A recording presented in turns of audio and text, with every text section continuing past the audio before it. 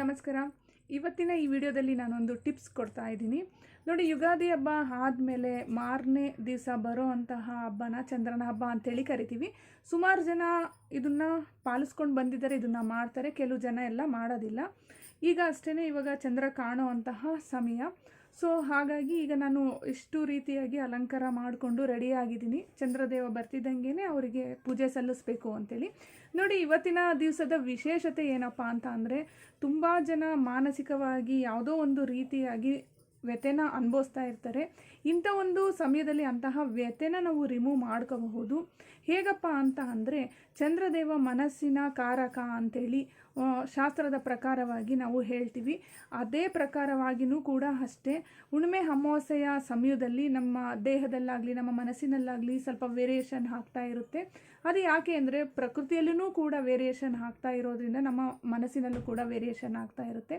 ಇಂಥ ಒಂದು ಸಮಯದಲ್ಲಿ ನಾವು ತುಂಬ ಚೆನ್ನಾಗಿ ಅಲಂಕಾರ ಮಾಡಿಕೊಂಡು ಮತ್ತು ಆ ಚಂದ್ರದೇವನ ದರ್ಶನವನ್ನು ಮಾಡ್ಕೊಳ್ತಾ ಪೂಜೆ ಮಾಡ್ತಾ ಇದ್ರ ಜೊತೆಯಲ್ಲಿ ಓಂ ಚಂ ಚಂದ್ರಾಯ ನಮಃ ಅಥವಾ ಓಂ ಚಂದ್ರದೇವಾಯ ನಮಃ ಅಂತನೋ ಇಲ್ಲ ಓಂ ನಮಃ ಶಿವಾಯ ಅಂತನಾದ್ರೂ ನಾವು ಜಪನ ಮಾಡೋದ್ರಿಂದ ನಮ್ಮ ಮಾನಸಿಕ ತೊಂದರೆಗಳೆಲ್ಲ ನಿವಾರಣೆ ಆಗುತ್ತೆ ಅಂತೇಳಿ ದೊಡ್ಡವರು ಹೇಳ್ಕೊಟ್ಟಿದ್ರು. ಸೊ ಹಾಗಾಗಿ ಪ್ರತಿ ವರ್ಷವೂ ಕೂಡ ಅಷ್ಟೇ, ಯುಗಾದಿ ಹಬ್ಬ ಆದಮೇಲೆ ನೆಕ್ಸ್ಟ್ ಡೇ ಹಬ್ಬ ಬರುತ್ತಲ್ಲ ಚಂದ್ರನ ಹಬ್ಬ, ಚಂದ್ರನ ನೋಡಿ ಪೂಜೆ ಮಾಡಬೇಕು ಅಂತೇಳಿ ಇದು ತುಂಬ ಪವರ್ಫುಲ್ಲಾಗಿರುತ್ತೆ.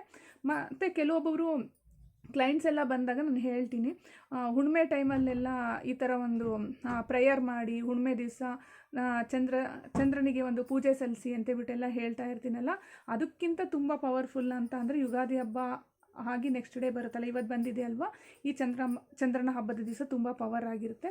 ಮತ್ತು ಇದ್ರ ಜೊತೆಯಲ್ಲಿ ನಾವು ಈ ಮಂತ್ರವನ್ನು ಜಪ ಮಾಡ್ತಾ ನಮ್ಮ ಮಾನಸಿಕ ತೊಂದರೆಗಳನ್ನೆಲ್ಲ ನಾವು ಹೊರಗಡೆ ಹಾಕ್ಬೋದು. ಅದು ಹೇಗಪ್ಪ ಅಂತ ಅಂದರೆ, ಆ ಒಂದು ಚಂದ್ರದೇವನಿಂದ ಒಂದು ಬಿಳಿ ಬೆಳಕು ಸೀದಾ ಬಂದು ನಮ್ಮ ನೆತ್ತಿಯ ಮುಖಾಂತರವಾಗಿ ಬಂದು ಇಡೀ ನಮ್ಮ ದೇಹವನ್ನೆಲ್ಲ ಆವರಿಸಿ ನಮ್ಮ ಚಕ್ರಗಳನ್ನೆಲ್ಲ ಬ್ಯಾಲೆನ್ಸ್ ಮಾಡ್ತಾ ಇದೆ.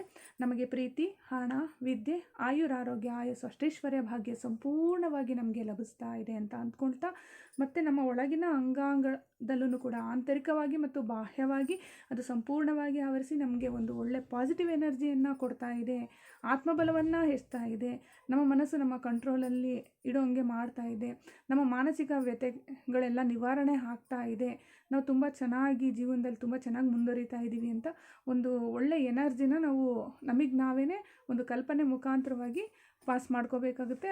ಅದು ರಿಯಲ್ ಆಗೂ ಕೂಡ ಇರುತ್ತೆ.